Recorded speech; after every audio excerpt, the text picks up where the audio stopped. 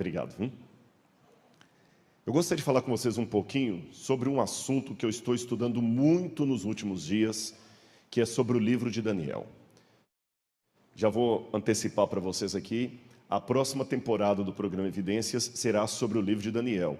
Não sei quantos tiveram a oportunidade de assistir, quem não teve, eu faço o convite. Eu fiz uma série sobre o Apocalipse há um tempo atrás, que está no canal do Evidências NT. Foram mais de 30 programas sobre o Apocalipse.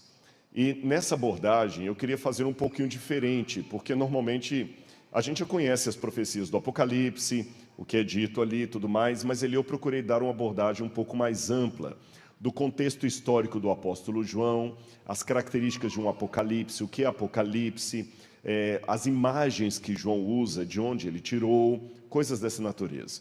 E agora eu resolvi fazer a mesma dosagem com Daniel. Por exemplo, vou colocar para vocês algumas coisas inéditas que o programa Evidências vai trazer. Você sabia que há muitos acadêmicos que dizem que Daniel foi escrito mais ou menos 150 anos antes de Cristo, no período dos Macabeus? E eles dão argumentos para isso. Lembra que lá na lista do capítulo 3 de Daniel, quando fala dos instrumentos que eram tocados, fala da cítara, da gaita de foles. Você sabia que esses nomes de instrumentos não são da época de Daniel? Então, falar que Daniel pertence ao 6º século a.C. seria como se eu descobrisse agora um texto falando assim: o governador Antônio Carlos Magalhães, da Bahia, tinha um secretário que era um cristão muito valoroso, que atuou no governo do estado da Bahia, quando Antônio Carlos Magalhães era o governador do estado. Certo dia, Antônio Carlos Magalhães pediu a esse secretário que enviasse um WhatsApp para o secretário de obras. Vocês já estão fazendo assim com a cabeça. Por quê? Não havia WhatsApp, nem celular. Pois há palavras no livro de Daniel que referem-se a coisas que só vieram a existir muito tempo depois dele. Entenderam?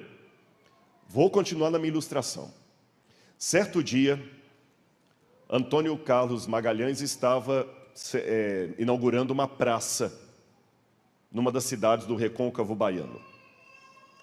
E o chefe do departamento de marketing pediu ao pessoal: gente, quando postarem a foto do governador, marquem o governo, por favor.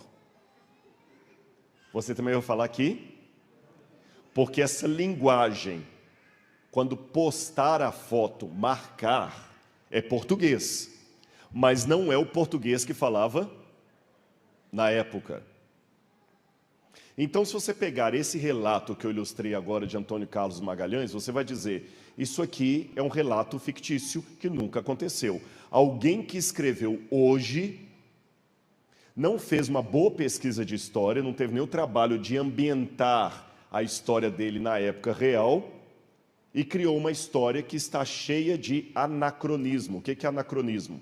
Anacronismo é um erro histórico que você comete transportando a realidade de uma época para outra época. Entenderam? Bom, daqui a 2000 anos, poucas pessoas saberiam desse anacronismo. Vocês sabem quando eu falo aqui, porque vocês vivem na Bahia hoje, então para vocês é fácil, vocês não precisam estudar para ter essa informação.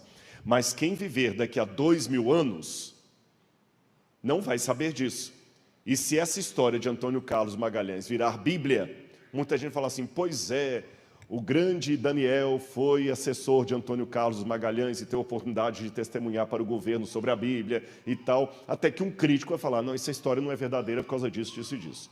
Pois esse exemplo que eu passei para vocês aqui é um dos argumentos usados pela crítica contra a historicidade do livro de Daniel. E se Daniel foi escrito no 2º século a.C., o que eu posso dizer das profecias de Daniel? são vaticinio ex evento, como diz em latim, ou seja, uma coisa que só foi, uma profecia que só foi proferida depois que cumpriu. Seria a mesma coisa de eu falar aqui hoje, olha, vou dar um exemplo para vocês, não haverá conferência geral dos adventistas porque um vírus vai dominar o mundo e vai todo mundo obrigado a usar máscara. Só que eu escrevo isso hoje e coloco simbolicamente na boca de alguém que viveu há 50 anos. Mas não é uma profecia real, é uma profecia após o cumprimento. É uma farsa. Vocês entenderam essa problemática? Até algum tempo atrás, muitos desses debates, desses assuntos que eu estou trazendo para os irmãos aqui, ficavam dentro da academia, dentro da faculdade. E mesmo assim, nem era na faculdade brasileira, porque Gonçalo estudou teologia comigo, eu não lembro de ter visto isso em teologia. Era mais nas universidades da Europa e tudo mais. Mas hoje, com o advento da internet, muita coisa, muita discussão que ficava só na academia europeia, pulou os muros da universidade e chegam para as pessoas leigas. E muitos jovens recebem esse tipo de argumentação em sala de aula de um professor ateu ou cético. Você está acreditando nesse negócio de Daniel? E ele todo feliz lá com a argumentação, não, Daniel é histórico, porque teve o sonho da estátua e tudo mais, e o professor vomita nele esse monte de argumento que eu acabei de colocar, e como é que você responde? E desculpe se você vai sair para cá, voltar para casa com essas dúvidas, mas eu não vou responder hoje essas questões. Vocês querem saber a resposta? Assistam o programa Evidências quando ele for ao ar. Tá bom? Você ficou curioso para saber o que eu falo do Apocalipse? Faça uma maratone ou Evidências NT no YouTube, tá bom? Na verdade, tem um curso de teologia ali para você. Então, maratone o Evidências NT e maratone a série de Daniel quando ela for ao ar. Aí eu vou responder tudo isso para você, mas pode ficar tranquilo, um spoiler já vou lhe dar. Eu tenho a minha fé em Deus estabelecida. Mas a minha certeza quanto à historicidade da Bíblia não depende da minha fé, e sim da minha pesquisa acadêmica. Então, academicamente, o livro de Daniel é verdadeiro, ele foi escrito no 6º século a.C., e nós temos respostas acadêmicas para dar a observações como esta. Quais serão elas? Aguardem na TV Novo Tempo. Tem que criar um suspense, não tem? Não é assim que faz na TV? Será que Judas trairá Jesus Cristo? Não perca! Semana que... Poxa, eu queria saber. Vamos lá. Mas já que eu estou falando tanto de Daniel e abri esse preâmbulo aqui para fazer uma propaganda da TV Novo Tempo, eu vou agora passar para vocês, para os irmãos, um pouquinho sobre o livro de Daniel, que o tema que eu coloquei aqui é Voltando para Casa. Você sabe, o livro de Daniel fala que Nabucodonosor, rei da Babilônia, veio a Jerusalém, a sitiou e a tomou, e levou alguns jovens em cativeiro. E o cativeiro é uma coisa terrível. Nós conhecemos a canção do exílio, né? Os pássaros que aqui gorjeiam não gorjeiam como lá. Mas nada foi semelhante ao cativeiro da Babilônia. Só para os irmãos terem uma noção, se você perguntar hoje a qualquer judeu qual foi o capítulo mais triste, mais terrível da história do povo de Israel, este judeu vai falar sem pestanejar o holocausto nazista da Segunda Guerra Mundial. Mas se você fizesse a mesma pergunta antes de 1945, qualquer judeu responderia para você: o capítulo mais triste da história do povo judeu foi o cativeiro da Babilônia. O cativeiro da Babilônia, meus irmãos e irmãs, foi pior do que a escravidão no Egito. Eu explico por quê. No Egito, eles entraram voluntariamente como um clã e lá se tornaram escravos. A Babilônia, eles não entraram voluntariamente, eles foram forçados a ir. E com um agravante, já era um país. Você sabe que quando você é uma criança e um adulto chama a sua atenção, lhe dá um pito em público, você fica com vergonha, mas você é criança. Você é criança, está acostumado. Quem mandou você chegar atrasado? Vai lá para a sala da diretoria agora. É chato. Mas você é criança. Agora, quando você é adulto e um delegado de polícia lhe dá um pito em público, é muito mais vergonhoso. Concordam comigo? Israel, quando foi para o cativeiro da Babilônia, era adulto, tinha templo, tinha uma cidade que foi destruída. A Babilônia era um trauma tão grande para os judeus que a Babilônia se tornou símbolo de tudo que é ruim. Como a Babilônia ficava no norte, sempre dizia, a Babilônia é a Síria também, né? O mal vem do norte. É uma expressão bíblica, o mal vem do norte. No Apocalipse, o símbolo máximo da opressão ao povo de Deus é quem? Babilônia. Caiu a grande Babilônia e se tornou morada de todo o covil de demônios. Então a Babilônia era o símbolo de tudo que não presta para os judeus. E no Salmo 137, que foi um salmo escrito no cativeiro da Babilônia, os judeus dizem assim, Salmo 137, eu convido você para abrir sua Bíblia ou acessar no seu smartphone o Salmo 137. Às margens dos rios da Babilônia, nós nos assentávamos e chorávamos, lembrando-nos de Sião. Nos salgueiros que lá havia, pendurávamos as nossas harpas, pois aqueles que nos levaram cativos nos pediam canções, e os nossos opressores queriam que fôssemos alegres, dizendo, cantem para nós um dos cânticos de Sião. Mas como poderíamos entoar um cântico ao Senhor em terra estranha? Se eu me esquecer de você, ó Jerusalém, que a minha mão direita se resseque, que a minha língua fique colada no céu da boca, se eu não me lembrar de você, se eu não preferir Jerusalém à minha maior alegria. Eu acho interessante quando eu vou pregar em outros países e ter contato com comunidades brasileiras que moram nos Estados Unidos, em Israel, na Europa. As crianças se ambientam rápido, porque a língua original delas não vai ser mais a língua dos pais. Se é na Itália, entre elas só falam italiano, com os pais falam em português. Elas nem gostam de se expressar em português, porque elas são alfabetizadas em italiano, ou inglês, ou alemão, mas para os pais, mesmo que um ou outro acabe apaixonando muito pelo país, mas via de regra, a saudade de casa era terrível.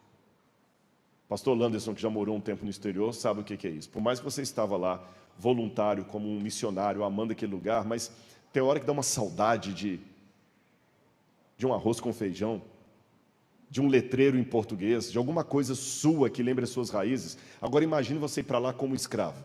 Aliás, tem uma frase em hebraico, vai ser difícil ele repetir a frase, você pode falar em português, tá bom? Que eles diziam, Leshanah Rabaa Beyerushalayim, ano que vem em Jerusalém. É uma frase típica do cativeiro da Babilônia. Todo ano eles estavam esperando voltar o ano seguinte para Jerusalém. Agora, o curioso é que não adianta celebrar a volta do exílio sem conhecer o que levou o povo até lá. Tem um autor, Edmund Burke, que disse, um povo que ignora a história está fadado a repeti-la. Forte, né? Por que eu estou falando celebrar o fim do exílio? Lashanah Rabaa Beyerushalayim, ano que vem em Jerusalém. Porque quando Daniel começou a estudar no capítulo 9 as profecias de Jeremias, Daniel chegou à conclusão que o cativeiro estava chegando ao fim. Abram a Bíblia comigo em Daniel capítulo 9. Versículo 1 em diante.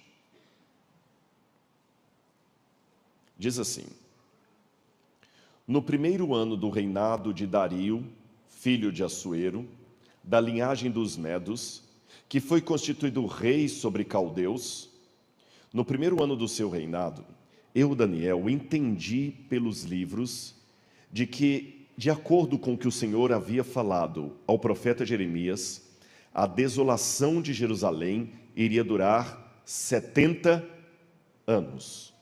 Daniel fez a conta, 70 anos, está chegando.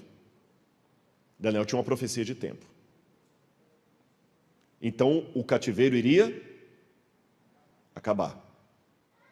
Respondam a coisa mais óbvia. Qual deveria ser o sentimento de Daniel? Alegria, felicidade. Vamos embora daqui, finalmente, nos livrar da Babilônia. Só que, irmãos, o que me chama a atenção é que quando você vai ler o resto do capítulo 9, Daniel não se alegra, ele se desespera. Olha aqui, verso 3. Voltei o rosto ao Senhor Deus para o buscar com oração e súplicas, com jejum, vestido de pano de saco, sentado na cinza. Você sabe que pela Bíblia, quando a pessoa veste de pano de saco e senta na cinza, ele não está alegre, jubilando, feliz, ele está amargurado, de luto ou com arrependimento. É o caso de Jó, que sentava na cinza e ficava coçando as feridas com caco de telha. Mas estranho, o time acabou de ganhar o campeonato e você, ao invés de comemorar, entra para o quarto e começa a chorar. Você passou no vestibular e, ao invés de ficar feliz, começa a chorar. Por que Daniel ficou angustiado? E antes que eu possa responder essa pergunta para vocês, eu quero colocar uma outra pergunta que, sempre que a gente abre uma caixinha de perguntas na internet, essa pergunta volta. Quantos anos você acha que falta para Jesus voltar? E eu sempre explico, se tem uma coisa que os adventistas aprenderam com a história deles, é não marcar data para a volta de Jesus. Então nós temos sempre a certeza da iminência, mas o quando eu não sei dizer. Mas as pessoas pedem um número. Mas dá um número. É perigoso. Eu não sou nenhum ministro, mas você sabe que quando você é um ministro do governo, qualquer fala sua pode fazer cair a bolsa de valores. Você tem que pensar 3 vezes antes de falar uma frase. No púlpito também, principalmente hoje, que a internet propaga tudo e o pessoal faz os cortes. Mas eu arrisco dizer que, pelo meu estudo das profecias e como as coisas estão andando no mundo, não falo como profeta, falo como homem passivo de erro. Há condições mundiais e globais para a aliança do anticristo, a perseguição final e os eventos últimos do Apocalipse acontecerem num prazo de 10 anos. Não daqui a 10 anos, dentre 10 anos. Eu tenho argumentos para isso. Mas, ao dar essa resposta, é imperativo que eu também dê o complemento. Eu me sinto como Daniel. Daniel, pelo estudo da profecia, sabia que o cativeiro estava chegando ao fim. E por que Daniel se angustiou? Pela mesma razão pela qual o povo hebreu deveria chegar em Canaã em 40 dias e demorou 40 anos. Mesmo que o tempo da profecia haja chegado, se o povo de Deus não estiver espiritualmente preparado, o Senhor, paradoxalmente, não retarda, mas retarda. Porque tem uma passagem da Bíblia que fala que o Senhor tem o tempo determinado para cada coisa. Mas o próprio Pedro falou, não retarda o Senhor a sua promessa, como muitos a julgam demorada. Ou seja, Deus não retarda, como muitos a julgam demorada. Porém, quando tem um porém, Ele é longânimo para com vocês, não querendo que ninguém se perca, mas que todos cheguem ao arrependimento. E há provas bíblicas. O cativeiro babilônico chegou ao fim, mas o Messias demorou mais 400 e tantos anos para vir. Perceberam? Talvez se o povo de Israel tivesse se arrependido no cativeiro, o Messias talvez teria nascido, vou falar um trocadilho, Jesus teria nascido 500 anos antes de Cristo. Entenderam? O povo não entendeu. Porque, vejam bem, irmãos, muitos judeus foram levados para o cativeiro. Porque só os companheiros de Daniel ficaram em pé diante da adoração da imagem? Quer dizer que outros ajoelharam. Eu não acredito que tinha então só 3 judeus ali. O próprio rei Jeconias, ou Joaquim, ele foi convocado para ir para a Babilônia, provavelmente. Ele estava entre os presentes. E a Bíblia não fala que ele ficou em pé junto com os jovens hebreus e foi para a fornalha ardente. Então é porque ele ajoelhou. Daniel via como muitos judeus estavam acostumados demais com o cativeiro. Eu vou passar um pouquinho aqui à frente. Vamos estudar um pouquinho o que levou o povo ao cativeiro. Irmão, sabe o que é pior? Muitas vezes nós pensamos que o pior inimigo do povo de Deus é o ateísmo. Não é. O pior inimigo do povo de Deus é a religião. Sabiam disso? Eu vou explicar a vocês por quê. O ateu, ele já fala, eu não acredito em Deus. Ele é honesto. Mas existem muitos cristãos que dizem, eu creio em Deus, mas vivem como se ele não existisse. Pior do que não celebrar o culto, é celebrar o culto de uma maneira diferente do que Deus mandou. Então vou dar um exemplo para vocês. Deus mandou Israel cultuar ao Senhor, Hashem. Por reverência eu não gosto de pronunciar o nome de Deus, eu aprendi isso com os judeus. Então esse negócio da internet que o nome de Deus é Yahweh, não sei o quê, nada a ver isso aí. Com todo respeito. O nome de Deus não é Yahweh. Vou falar o Hashem, o nome, como fala em hebraico, o nome de Deus, o Senhor. Os judeus foram conclamados, hebreus, a adorar ao Senhor. E eles adoravam o Senhor. Não houve uma só vez na história de Israel que eles deixassem de adorar ao Senhor. Você não me mostra nenhum indício bíblico ou fora da Bíblia de uma única vez que o povo de Israel deixou de adorar ao Senhor. Qual era o problema deles? Eles queriam adorar ao Senhor do jeito deles. Exemplo? Eu sou o Senhor teu Deus, Deus zeloso. Não terás outros deuses diante de mim. Curioso que o mandamento não disse, não terás outros deuses no meu lugar. Diante de mim. Quer dizer que na fila, o Senhor estava, mas não no primeiro lugar, e único lugar. Então eles adoravam Deus e adoravam Baal. Falando em linguagem bem brasileira, acendiam uma vela para Deus e outra para Satanás, para o diabo. Outra coisa, olha como é, e olha a pressão, irmãos, e com isso aqui eu já passo um convite de reflexão para o povo de Deus hoje. Analisem comigo a pressão que a igreja sofre para seguir os padrões do mundo. Eu vou convidar vocês agora a fazer uma viagem mental comigo há milênios no passado, na época do povo hebreu. Então não pensem com a cabeça de brasileiro, baiano, torcedor do Bahia. Uhul! Foi mais forte que o amém do irmão ali, aquela hora para mim. Pensem com a cabeça de hebreus que estavam vivendo no período bíblico. Tá bem? Naquele período, a maior glória de um homem era ter filhos, no plural, filhos, no plural. E era tão forte essa questão de homem ter filhos, que alguns, para até facilitar o processo, viam com bons olhos a poligamia. Porque se eu tenho uma mulher, eu vou ter 4 filhos. Se eu tiver 2, eu posso transformar 4 em 8. Se eu tiver 2 mulheres mais 2 concubinas, pode virar 16.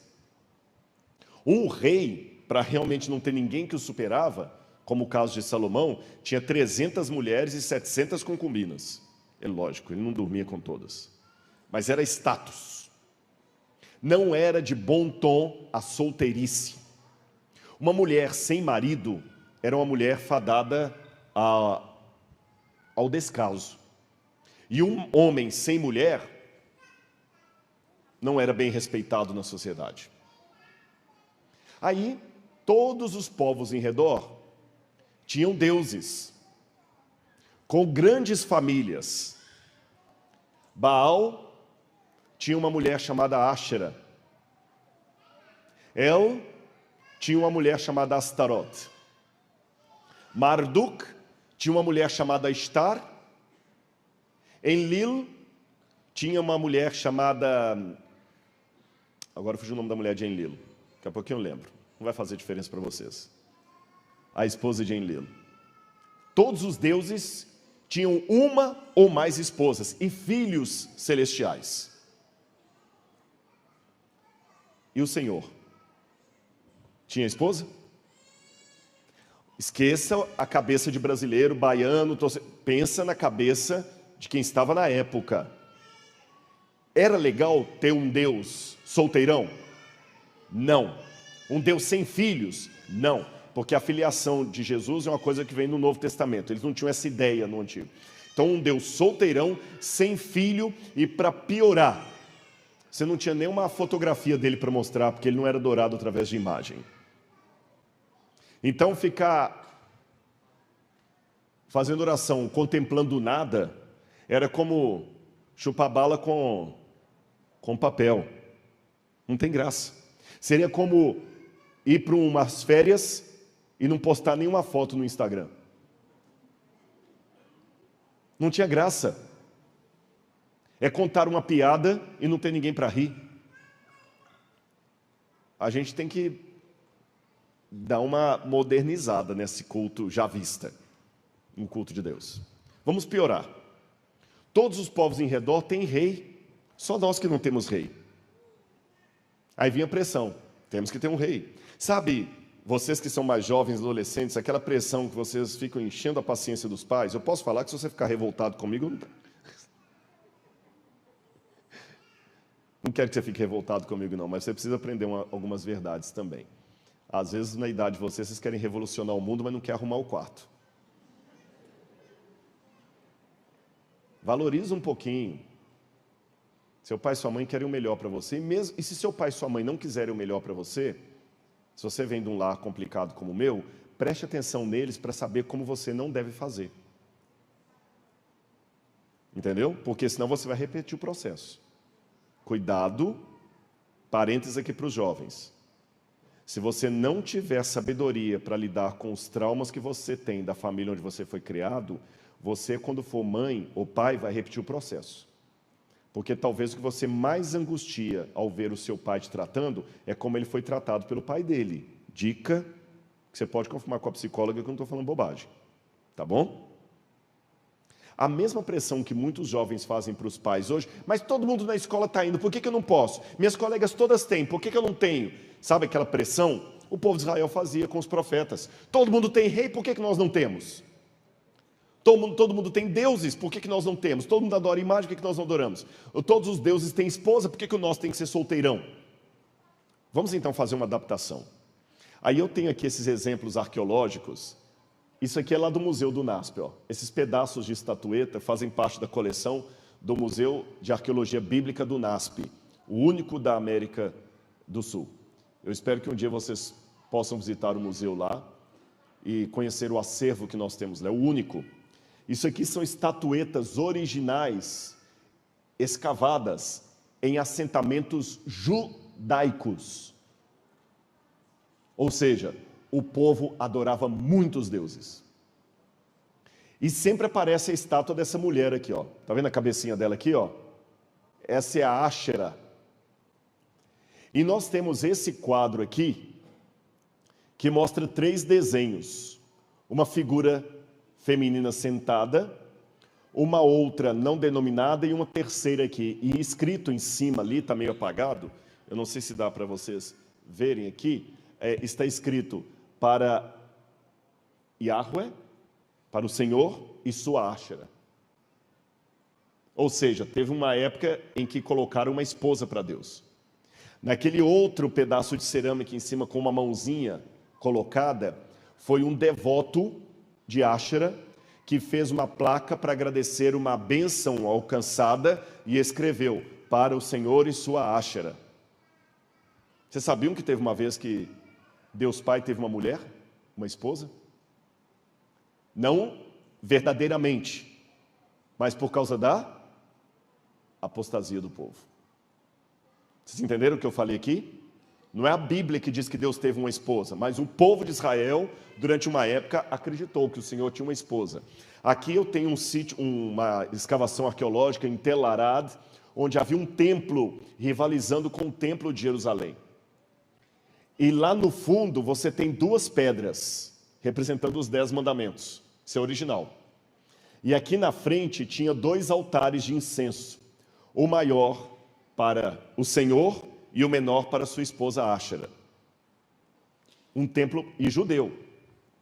Outra coisa, olha o que diz o livro de 2 Reis, capítulo 23, versículo 11. Falando das reformas religiosas que foram feitas. Também tirou os cavalos que os reis de Judá tinham dedicado ao sol, à entrada da casa do Senhor, perto da câmara de Natan-Melech, o camareiro, que estava no recinto, e os carros de sol, e queimou a fogo.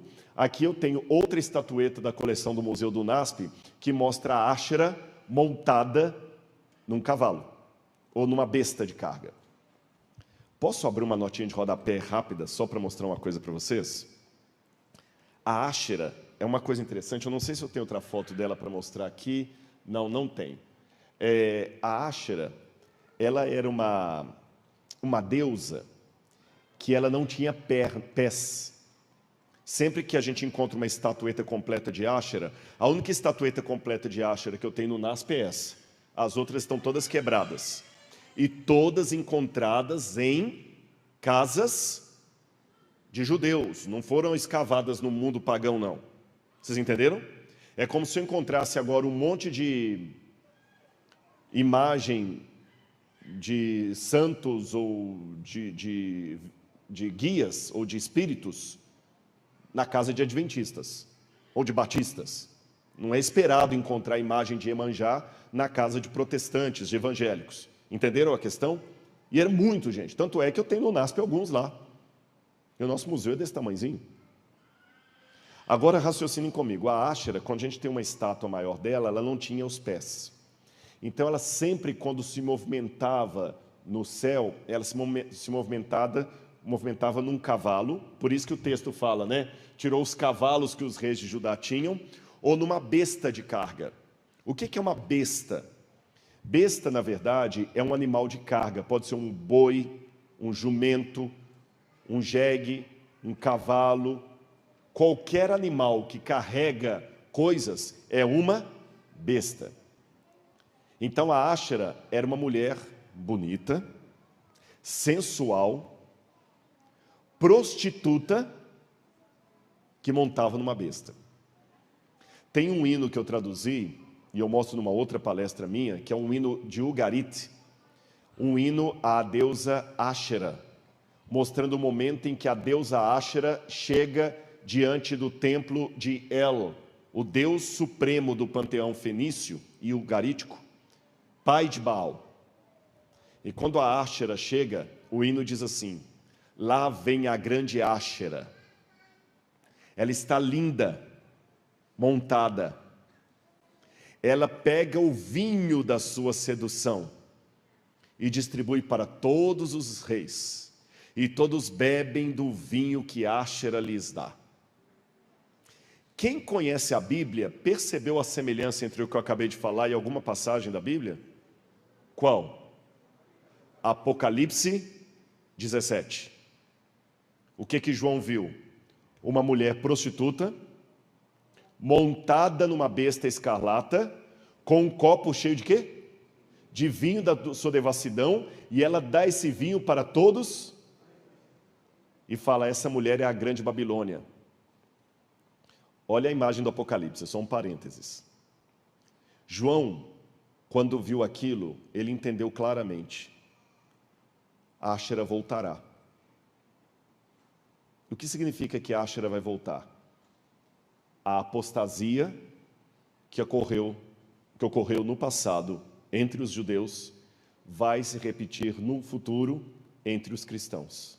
E assim como os judeus, por causa da apostasia, foram levados à Babilônia e se contaminaram com ela, no futuro os cristãos também se unirão à Babilônia e vão se contaminar com ela, e haverá uma grande apostasia do povo de Deus, e ele vê de novo a imagem da Áshera, agora numa outra roupagem. Ou seja, Deus mostrou para João imagens que um judeu daquela época podia entender, simbolizando coisas do futuro. Se João escrevesse o Apocalipse hoje e fosse falar da paz, ele viria o quê?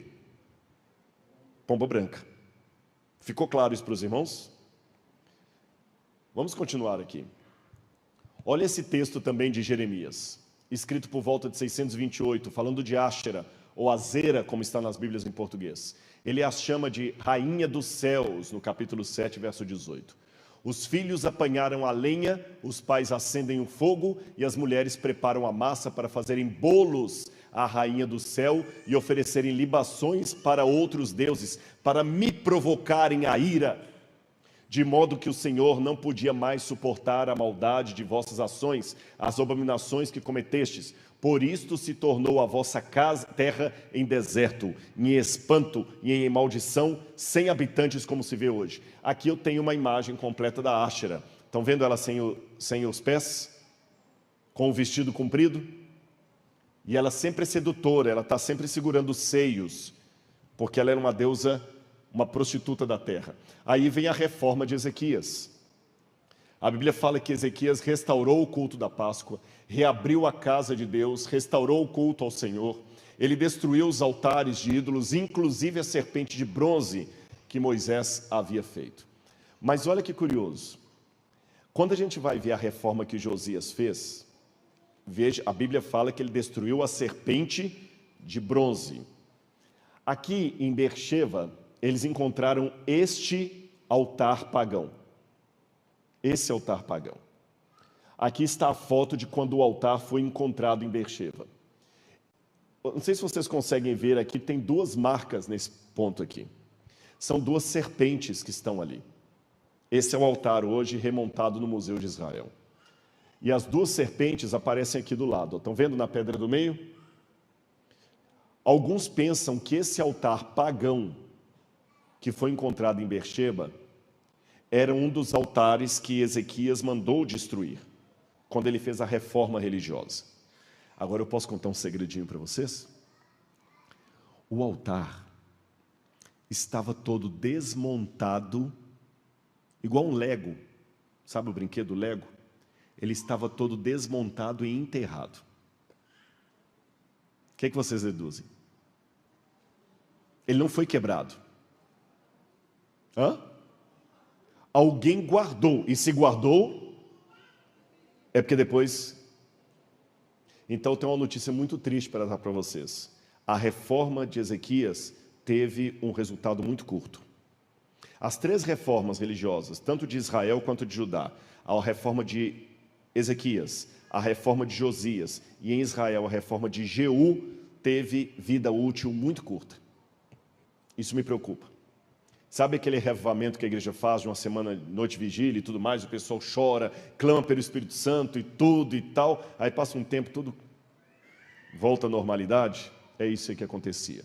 Manassés era um rei terrível, apóstata. Em Arnoma foi encontrado inclusive um templo pagão da época de Manassés. E aqui nós temos inclusive os selos até do próprio rei Ezequias, que trazia um símbolo egípcio como marca de Israel. E eu quero terminar, vocês estão notando que eu antecipei o cativeiro e estou mostrando para vocês a situação de Israel antes do cativeiro. Por quê que eu estou fazendo isso? Sabe, eu aprendi isso com um ateu, ex-ateu, porque ele morreu em Cristo. Eu dei estudos bíblicos para um senhor que ele iluminou coisas até aqui em Salvador, Peter Gasten. Ele era o iluminador de Oscar Niemeyer. E um dia um amigo pediu, rapaz, dá estudos para o Peter. Foi uma situação complicada, eu estava com ele no primeiro dia, começou a falar de decreto dominical e tudo. Ele falou, o que é isso? Aí eu fui estudar a Bíblia com o Peter, ateu alemão. Sabe qual foi a primeira coisa que o Peter me pediu? Eu nunca recebi um pedido desse.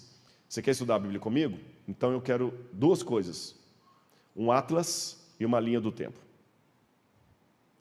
Nunca ninguém tinha pedido isso para estudar a Bíblia comigo. Um atlas e uma linha do tempo. Eu peguei um atlas que eu tinha e dei para ele. Ele falou, não, porque eu sou alemão. Alemão tem uma cabeça muito cartesiana assim, sabe?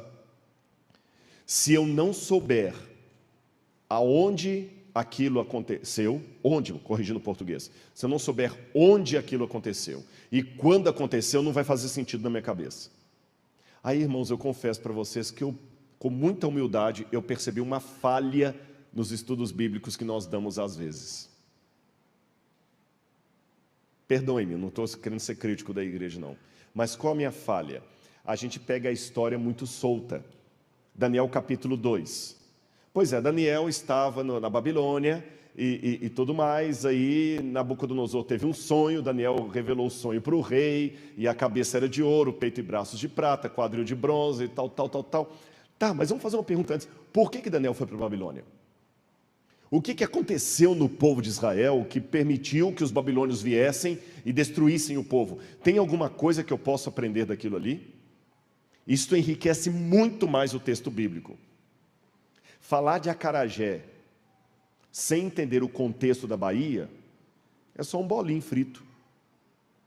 Mas quando você vem aqui, que você sabe o que está por detrás do acarajé, a história do acarajé, de onde vem o nome acarajé, como é que é feito, etc., você entende muito melhor a história da comida. Concordam comigo? Elevador Lacerda, fora de contexto é só um elevador. Então, quando você coloca a Bíblia em contexto, a coisa faz mais sentido. Esse templo que vocês estão vendo aí é o templo de Tel Motsá. Ele foi encontrado a 8 quilômetros do templo de Jerusalém.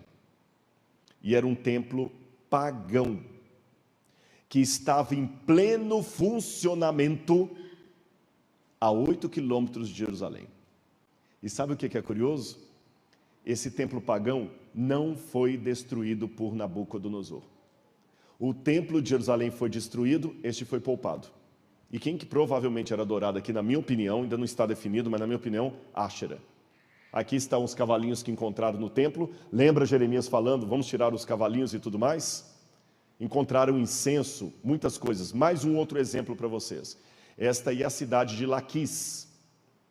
Olha o que eles encontraram na porta da cidade de Laquis. Aqui você tem a entrada da cidade, mais 10 minutinhos só aqui eu já... Você tem a entrada da cidade, você tem 3 câmaras de um lado, 3 câmaras do outro.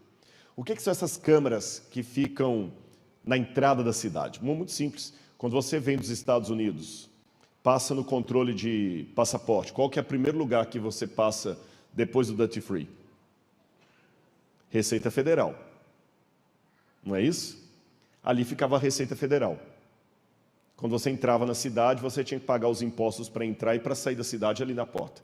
Ali também acontecia o julgamento das pessoas, porque julgamento, para ser honesto e legal, tem que ter publicidade. Então era na porta da cidade que eles faziam o julgamento, aqui nesses bancos, aqui que os juízes se assentavam. Lembra que Boaz e Ruth, quando foram resolver o caso, foram até a porta da cidade com os anciãos? E aqui no lugar do julgamento da cidade, uma daquelas câmaras, eles encontraram, aqui é o desenho das câmaras, tá bom? Eles encontraram ali atrás um pequeno santuário com um altar. E o curioso é que esse altar que foi escavado, ele estava aqui atrás. O altar estava quebrado, as pontas dele toda quebrada, ele estava enterrado de cabeça para baixo, e em cima dele estava esse objeto aqui, ó, que eles estão tirando. Sabe o que é esse objeto? Uma latrina, um vaso sanitário. Agora vamos tentar entender o quebra-cabeça. O que um altar estaria fazendo na porta da cidade, no lugar do julgamento,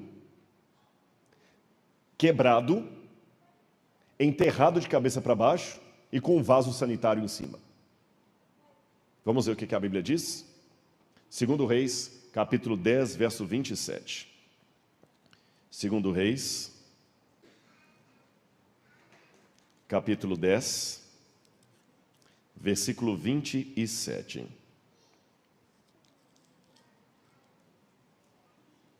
Aqui diz o seguinte: tiraram as colunas que estavam... Eu vou ler o 26 primeiro. Tiraram as colunas que estavam no templo de Baal e as queimaram. Também destruíram a coluna de Baal e derrubaram o templo de Baal, transformando-o numa latrina até os dias de hoje. Então você viu que dá para escavar com a Bíblia numa mão e olha aqui, a latrina. Só que infelizmente essas reformas religiosas não foram duradouras e os babilônios vieram. Irmãos, aqui nós temos alguns restos da destruição de Jerusalém. Aqui, essa parte do chão aqui, eu não sei se os irmãos conseguem ver, esse aqui é o doutor Iftah Shalev, que é arqueólogo ali do Givart Park em Jerusalém, e essa parte manchada aqui são cinzas da destruição de Jerusalém pelos babilônios, cinzas. E quando essas cinzas foram avaliadas, por exemplo, aqui mais cinza, percebeu-se que o incêndio estava a mais de 500 graus Celsius. Foi a temperatura do incêndio que destruiu Jerusalém. Olha aqui, é um objeto de ouro e bronze, todo retorcido pelo calor do incêndio. Agora, eu quero terminar a minha palestra aqui dizendo duas coisas para os irmãos. Tem um provérbio muito antigo que diz: quem não vem pelo amor, vem pela dor. Nós vivemos uma época em que as pessoas não querem sentir dor. É proibido proibir, é proibido pôr de castigo, é proibido disciplinar. Se um professor falar mais duro com o aluno, os pais vão lá na secretaria e ele pode ser mandado embora. Se um pai fala mais duro com o filho, o conselho tutelar está em cima. Ninguém pode falar mais duro com ninguém. Mas Deus fala duro quando precisa. Sabe o que mais me impressionou, Gonçalo e Xavier, meus colegas de quarto aqui no IAN, nas escavações que eu fiz em Israel? Lembra aquelas estatuetas que a gente encontra? A escavação sempre é feita por etapas, camadas. O que é mais antigo está mais embaixo, o que é mais novo está mais em cima, porque eles destroem, você constrói por cima, destrói, constrói. Então você vai escavando as camadas de tempo. Antes do cativeiro da Babilônia, você encontra um monte de pedaços de ídolos. Depois do cativeiro da Babilônia, não encontra nenhum. Aprenderam a lição. Mas infelizmente, aprenderam não no sentido de refazer a aliança com Deus, mas cair para o legalismo, da religiosidade fria. E Daniel via que mesmo na Babilônia, nós temos tabletes cuneiformes que mostram a história do povo hebreu na Babilônia, cartas, recibos. E eu tenho a triste notícia para dar para os irmãos que durante uma boa parte do cativeiro da Babilônia, os judeus se ambientaram, aprenderam a língua, aprenderam tanto a língua que na época de Jesus, os judeus falavam aramaico. Uma grande parte não falava hebraico. Aramaico era a língua da Babilônia. Até aquele hebraico que a gente estuda, aquele hebraico, aquilo é escrita aramaica, não é o hebraico, é o aramaico, mudaram até o jeito de escrever. Muitos judeus constituíram bancos, sociedades, empresas, ficaram ricos na Babilônia, tanto é que quando o cativeiro acabou, muitos não quiseram voltar para Jerusalém, preferiram continuar morando na Babilônia. Daniel, ele não era um estudioso da história, ele era um intérprete da história. Por isso que quando ele viu as profecias indicando que era chegado o tempo do fim do cativeiro, ele olhou para o tempo profético, olhou para o povo, e ele ficou angustiado. Entenderam? A igreja é esta, mas o povo pode não ser esse. Aí o que Daniel fez? Começou a escrever cartas acusatórias apenas? Saiu do povo judeu e fez um movimento para ele? Ele se vestiu de pano de saco, em angústia e pedido de perdão. E a oração que ele faz é sempre na primeira pessoa do plural: Senhor, nós temos pecado contra ti. Você está disposto a permanecer no meio do povo de Deus, mesmo que você seja uma pessoa espiritual e não está participando da apostasia, mas está pagando por ela, como Daniel? Daniel não estava adorando Áshera, e foi para o cativeiro. Você está disposto a continuar com o povo de Deus, mesmo que você vá para o cativeiro fazendo a coisa correta? Ou você vai sair do meio do povo de Deus porque você é superior a eles espiritualmente? Senhor, nós temos pecado contra Ti.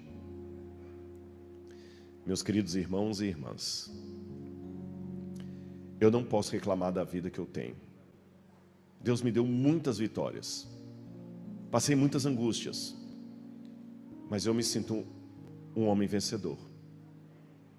Mas eu já estou cansado de ouvir pessoas pedindo hora para o meu pai que está morrendo. Vai ungir alguém que está com um câncer terminal. Vai separar uma briga entre irmãos.